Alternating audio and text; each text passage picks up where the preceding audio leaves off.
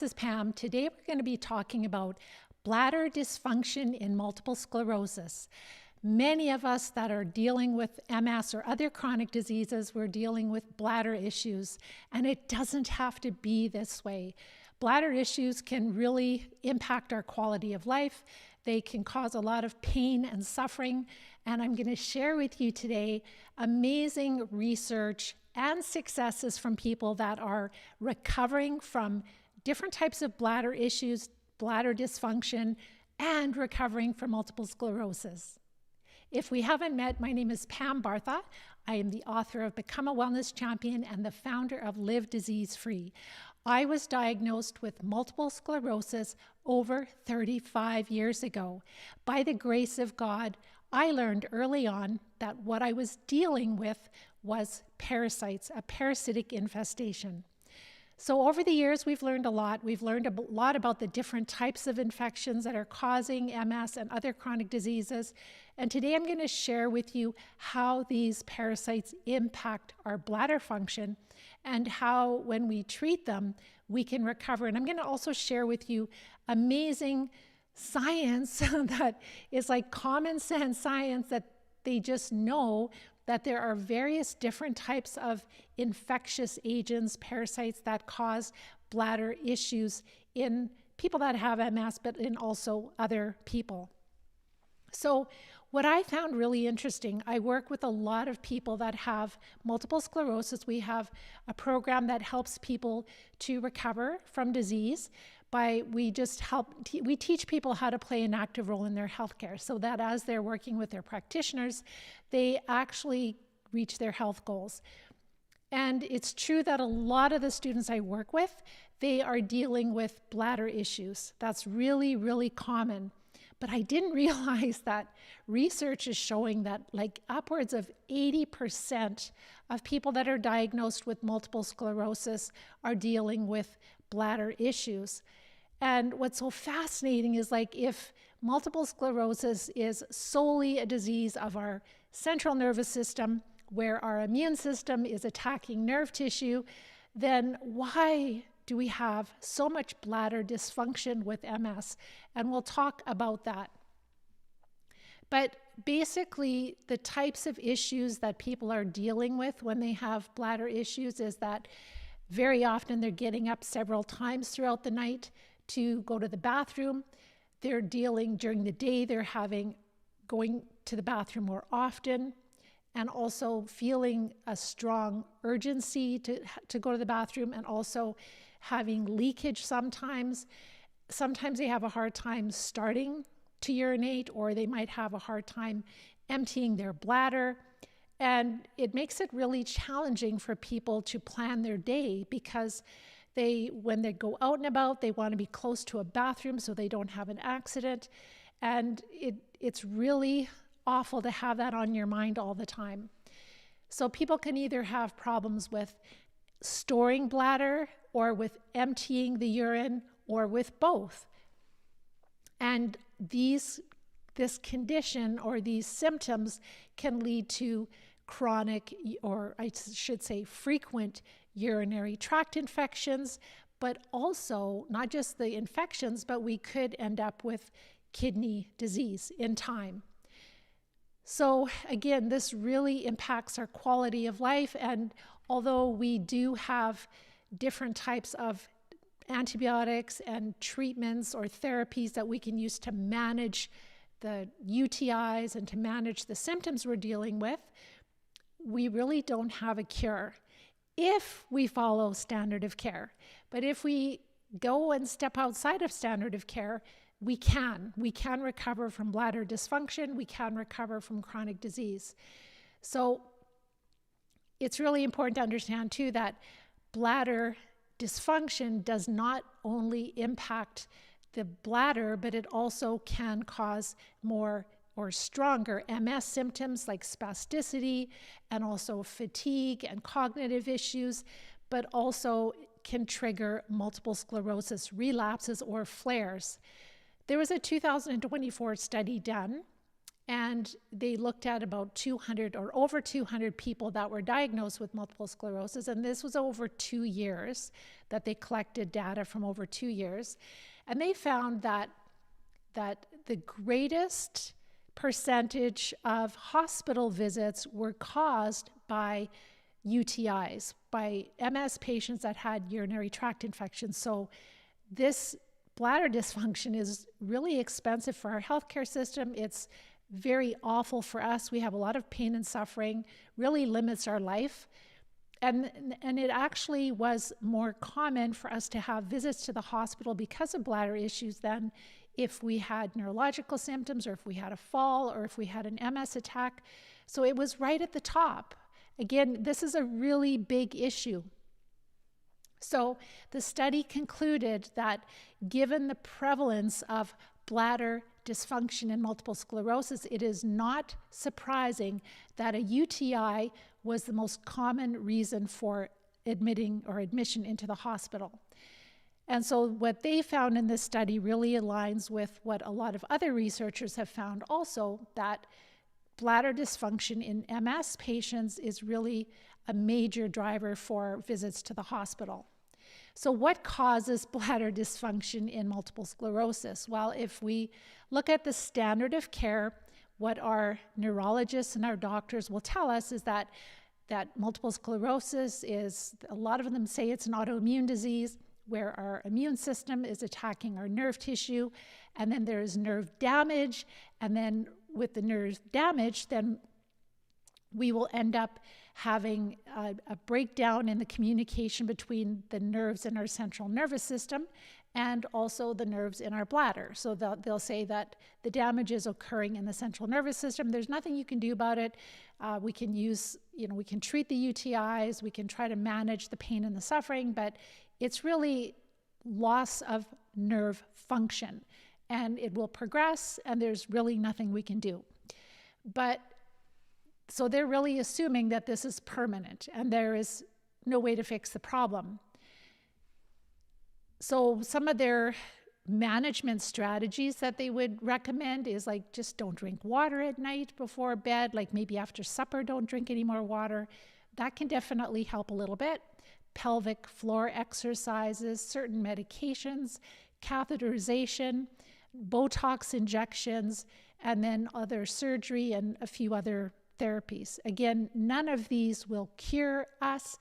They might help to relieve some of the pain and suffering, but again, it's just a progressive thing that we have to live with according to standard of care.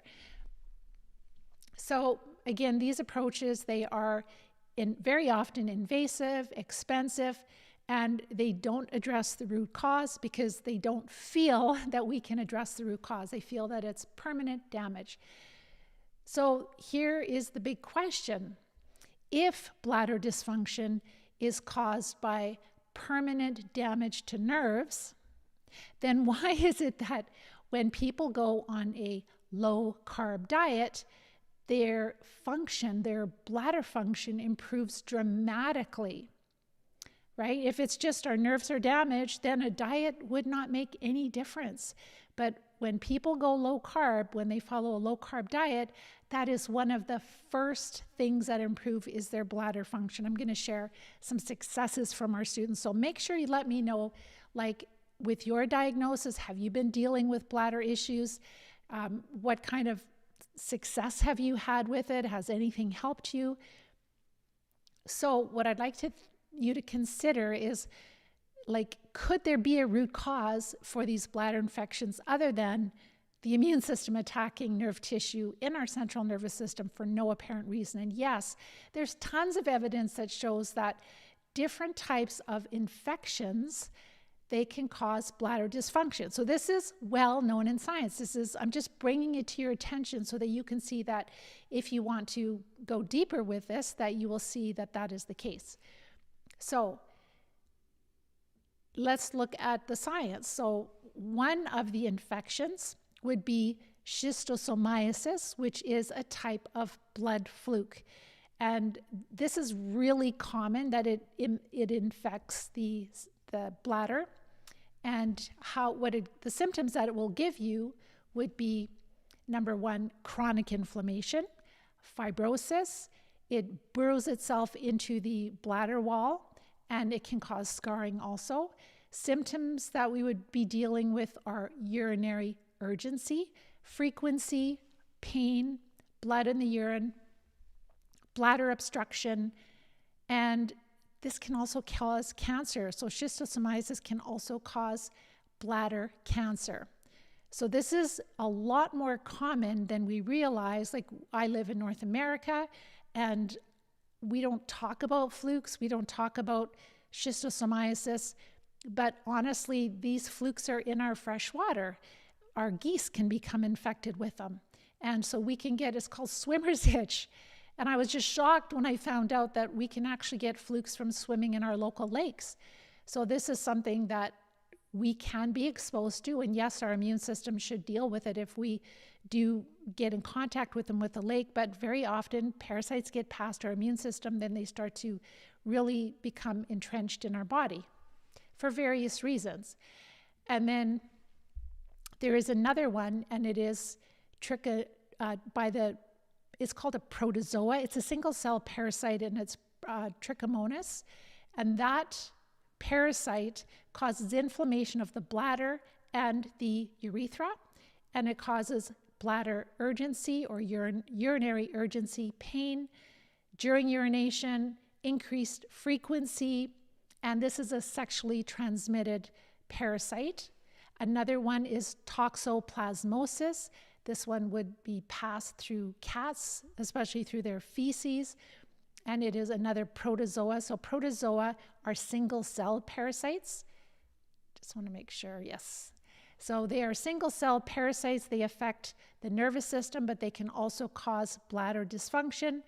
And we would get exposed to this protozoa, this parasite, through contaminated food, water, but also, especially if we have cats in the house, through their feces.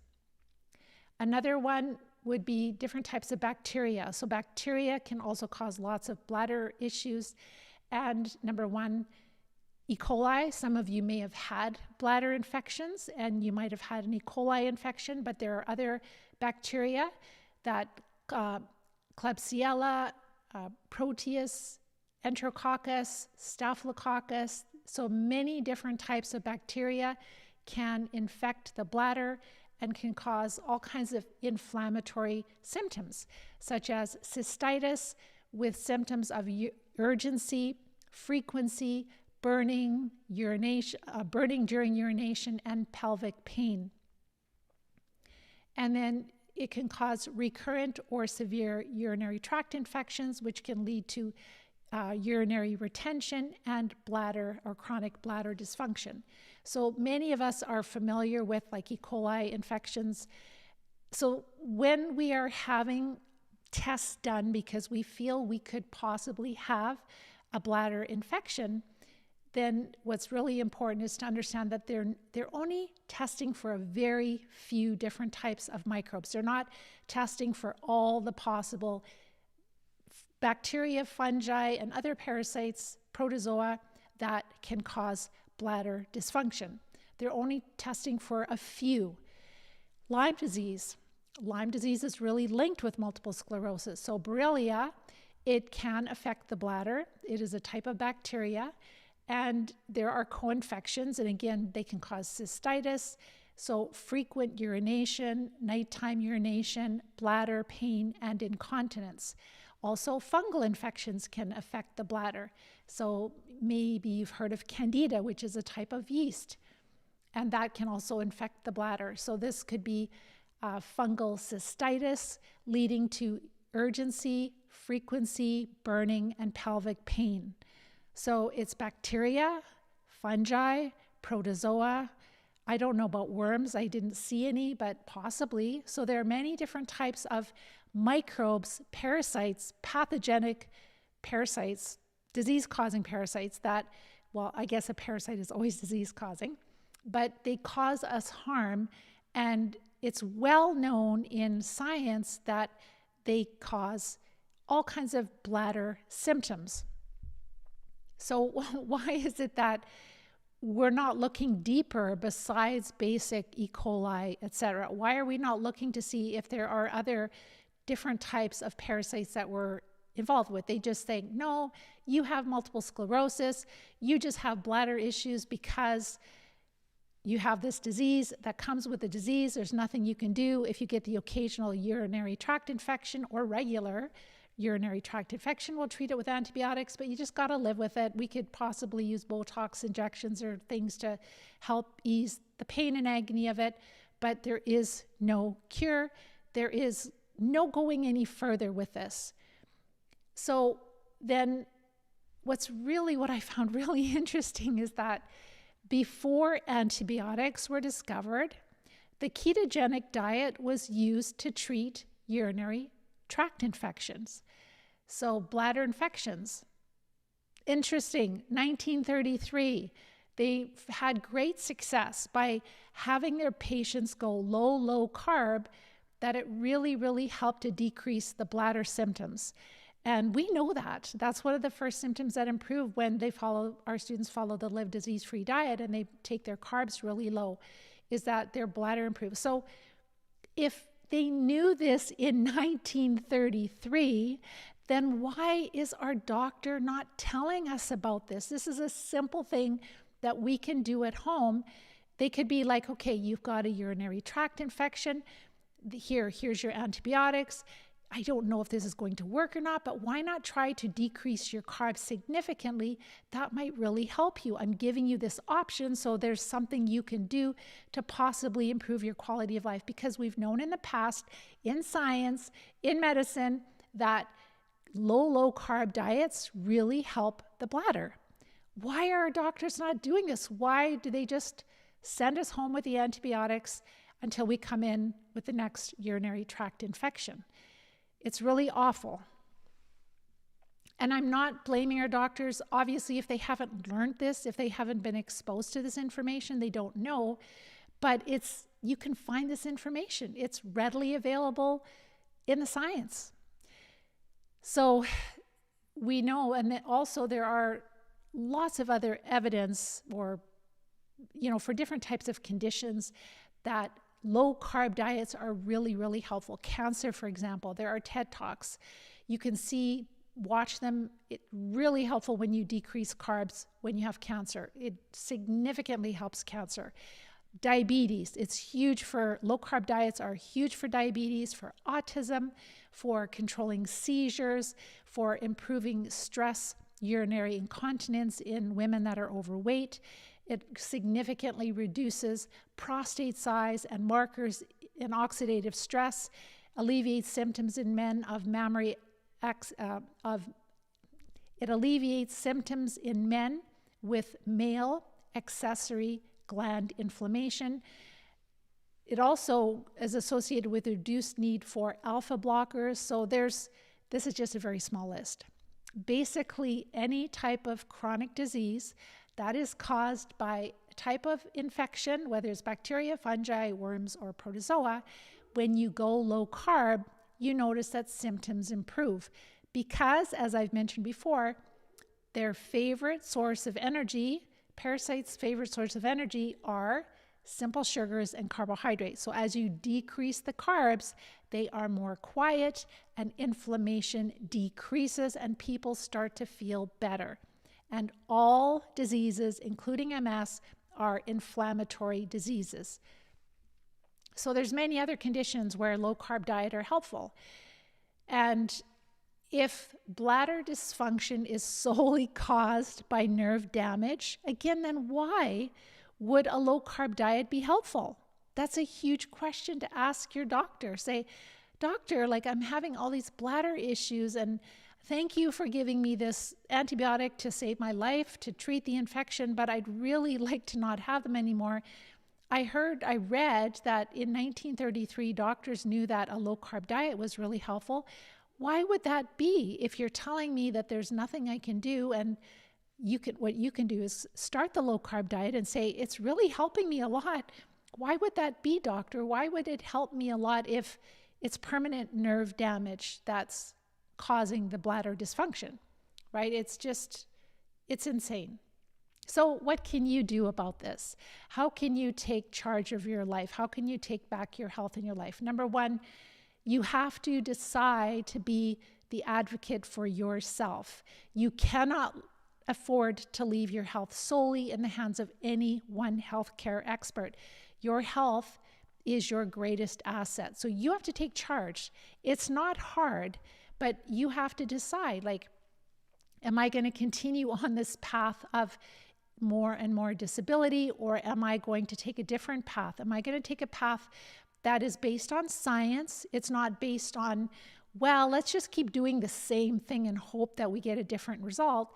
But it's like, no, this is actual science, and it actually makes sense, and it actually could potentially help me, and it certainly won't hurt me. So that's what you would do. Number one is decrease your carbs. Try it. Go on a low carb diet. It has to be low enough though. If you're still quite high, these parasites don't need a lot of food. So go down to 30 to 40 total grams of carbs per day. I've got all of the information for the diet on our website, livediseasefree.com. It is free for you there under research. Please use it, implement it, see if it works for you. I guarantee you, if you get your carbs low enough, it'll be life-changing for you. It can be just incredible, whether it's pain, whether it's cognitive function, whether it's bladder function, dysfunction. Bladder is usually the first one to improve. So number one, take your carbs down low enough and see that it's working. And then number two, get help. Find somebody that can help you to treat these parasites that are making you sick, that are making you disabled, that are causing the bladder dysfunction. So look for doctors, start talking to them. And if they don't have the experience, if they're not talking like I am in all my videos, then you might need some help from us. You're more than welcome. We have the Live Disease Free plan. We have people joining every week, and we would be honored to support you. What we do is we help you to access the proper treatments, doctors, whatever you need. And the nice thing is when you learn this skill, you'll have it for the rest of your life. There are so many tests that you don't need. There are so many therapies that are not going to help you. There are so many supplements that are a waste of money. What you need to do is get ready to treat, and treat as quickly as possible. And that is going to give you the greatest quality of life. And your bladder dysfunction can be one of the first things to improve. So go ahead and type your questions in the question box. I'll answer a couple in a minute.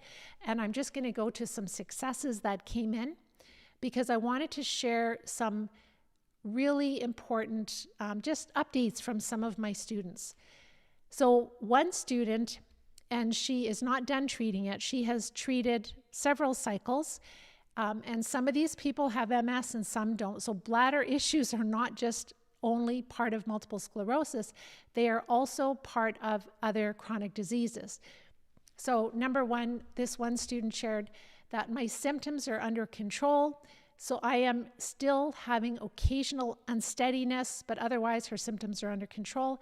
My bladder urgency has significantly improved. I always make it to the bathroom on time now, and I have done so for years now.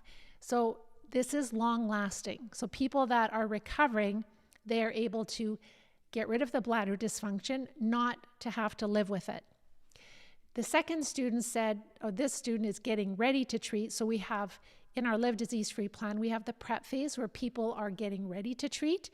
And then we have the treatment phase. So this student is just in the getting ready to treat phase. So just with the diet and starting to support the body, she shared, over the last week, I have noticed less clonus, which are muscle contractions in my leg, as well as noticeable improved strength during my physiotherapy exercises on the floor. And these are noticeable improvements. And my bladder urgency has been so much better this past week also. Next student shared, so this student has followed the prep phase, has really just is doing like the oxygen. I can't say the name of the oxygen. If you want to learn about it, you can look at our video about oxygen therapy in multiple sclerosis. also using oxygen to treat parasites. You'd find that on our website, livediseasefree.com, or on Rumble. I can't talk about it here. But this student shared, I am tripping less, so falling less. My bladder issues are getting so much better. Before, I used to get up at least 5 to 6 times at night, where now I might get up to go to the bathroom 1 to 2 times per night. So when we get up 5 or 6 times a night, we're not sleeping well. We're getting very, very little sleep. And then that is going to make these infections stronger because our immune system is weaker. So when we can start sleeping through the night, because our bladder is not as urgent and we're not having frequent urination, then we're able to sleep for more and more hours. Our body is able to start healing and getting stronger. So it's part of recovery. It's so important for recovery. The next student shared, so this student is treating, so shared this little update while treating. I'm having less bladder urgency, less numbness and tingling in my hands, and less brain fog and more energy. How amazing is that?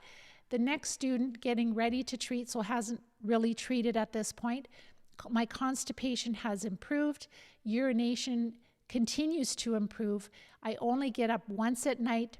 Before the Live Disease-Free diet, it was often 3 times at night, and I am sleeping well, and now I'm able to go to bed at 9 o'clock at night, and I'm sleeping until about 6 a.m. in the morning. So that is really good quality sleep. The hours of sleep before midnight are very healing, and that she can sleep for, over 8 hours of sleep, like 9 hours of sleep, is amazing, because a lot of us have sleep issues, and the bladder dysfunction can cause a lot of this issue. The next student shared, I've been following the Live Disease-Free diet, and I started to treat. So the wins that she shared is that my bladder is better. I no longer have a sense of urgency. For the first time in my life, I'm having a daily bowel movement. My sleep is consistently at least 7 hours, so she still has a little bit of work to do in that area. And my spasticity, the muscle contractions, have improved. The next student, before treating, my sinus congestion and bleeding, so we had bleeding and sinus congestion, have significantly cleared, almost cured. I haven't had any issues with my overactive bladder since I started the Live Disease-Free diet. My rashes are improving, and I'm not using topical treatments for that. I love this diet. I noticed my throat irritation. He has had a lot of phlegm, had a hard time talking, so it's easier for him to talk now. Amazing. The next student getting ready to treat, I'm definitely seeing improvements in the form of bladder urgency from the Live Disease-Free diet, and he's adding some minerals too. The next student, when I began the Live Disease-Free diet, I did see improvements. My bladder was less spastic. I was able to hold my urine and not to have the urgency to urinate. Also, the trips to the bathroom during the night was reduced. Another student shared, so she's getting ready to treat. I'm feeling pretty good. I have more energy and I'm feeling more alert. I'm also sleeping. I am sleeping much more sound at night, and my bladder is better also. Just one more here. And then this student shared, I have more control of my bladder. When I ate more carbs, I had more urinary urgency and frequency. During the night, I have a deeper sleep. I get up just 1 time at night to go to the bathroom, or sometimes I don't have to get up during the night. And I have a much more active day during the day, and my mood is so much more hopeful. So this is amazing. So this is truly one of the first symptoms that we notice in our students when they start to go low carb, is they start to notice improvements in their bladder function. They're not getting up through the night. They're able to, instead of 5 or 6 times, maybe it's once or twice. Then they're able to sleep better. Then they're waking up feeling more refreshed. They're feeling more positive, and it really helps the healing process. And then as they improve more and more, then when they're out and about, they don't have to worry about looking for a bathroom. They don't have to worry about leakage. It's not stressful. They can just go out and have fun and not even think about it anymore. It's so important. All right, I'm going to go to your questions.